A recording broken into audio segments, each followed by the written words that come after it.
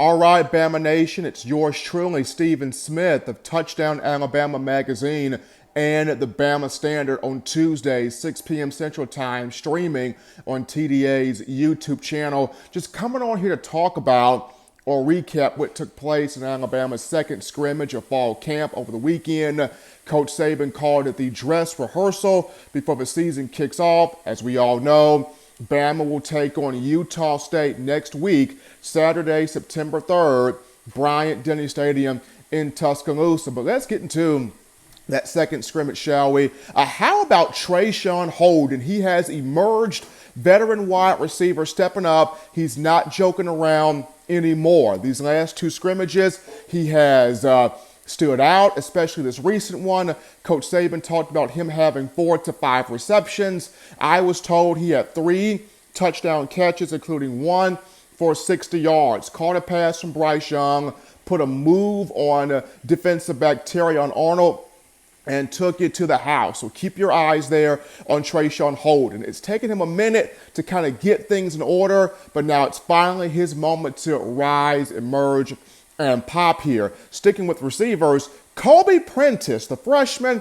from Calera High School, 4-star in this 2022 class, continues to just turn heads and make an impact. Through 2 scrimmages, we're talking 8 catches, including 1 for a touchdown.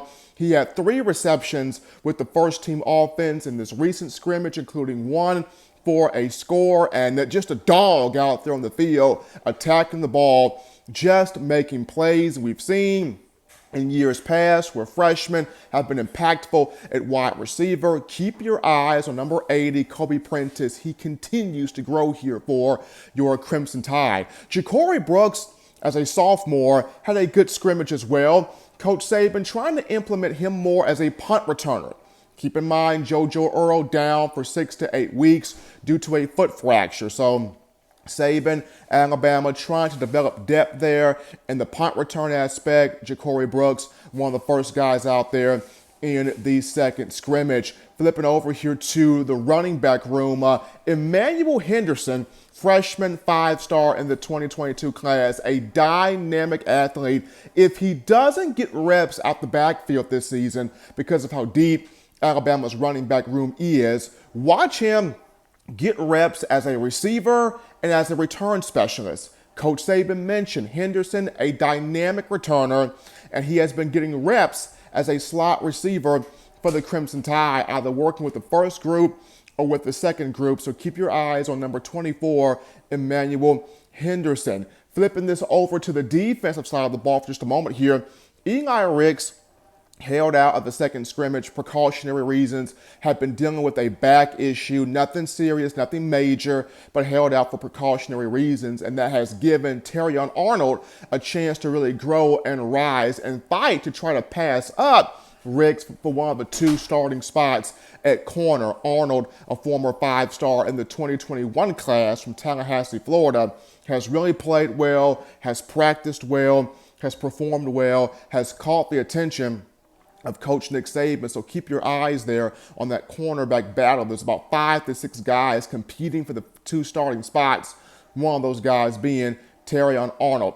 Flipping back to offense, as we look at the offensive line, through 2 scrimmages, and that's being the transfer Tyler Steen from Vanderbilt at left tackle, Kendall Randolph, 6th-year senior at left guard, Darian Dalcourt at center, Emil Ekiyor at right guard, and J.C. Latham at right tackle. Saban likes both tackles. He likes J.C. Latham. It's his time. The sophomore playing with a lot of confidence, former 5-star. Tyler Steen has come in from Vanderbilt, has picked up the system quickly. He looks good. The reason why Randolph is over Cohan at left guard, Cohan missed some time in the summer due to trying to get his mental health in order. Now he's working to get his way back to that starting spot, but Alabama also trying to give Kendall Randolph every opportunity to have a role here on the offensive line. In terms of center, Darian Dalcourt and Seth McLaughlin are fighting it out for that spot right there. Going back to defense, on the defensive line, how about the man Jaheim Oatis, the 4-star freshman from Mississippi, continuing to just be impressive. Got reps, first team red zone defense for your Crimson Tide. Will Anderson has talked about him.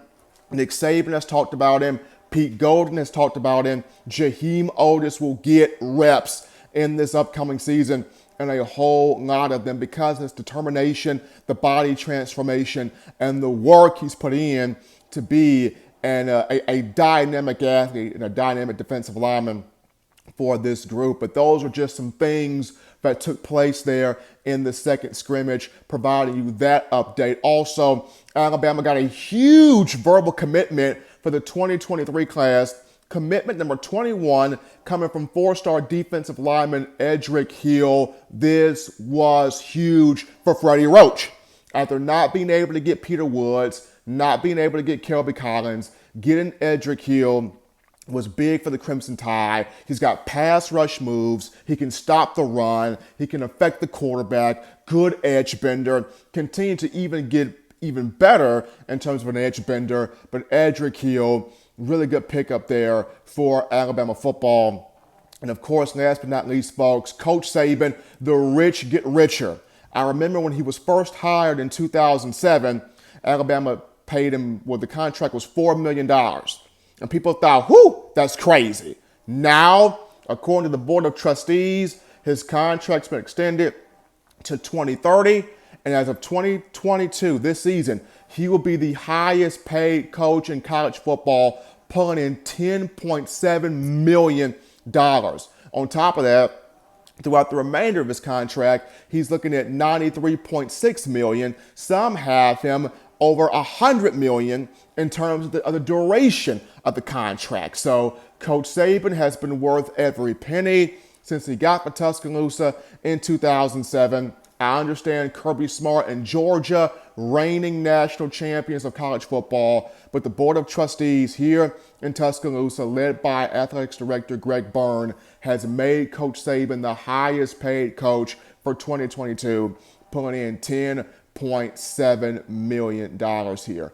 Well, this is yours truly, Stephen Smith, Touchdown Alabama Magazine, and the co-host, faces of the Bama Standard, every Tuesday from 6 to 7 p.m. Central Time, streaming right here on TDA's YouTube channel, providing you updates from the second scrimmage, four-star commitment, four-star defensive lineman Edric Hill committing to Bama, and also Nick Saban getting even more money in that contract.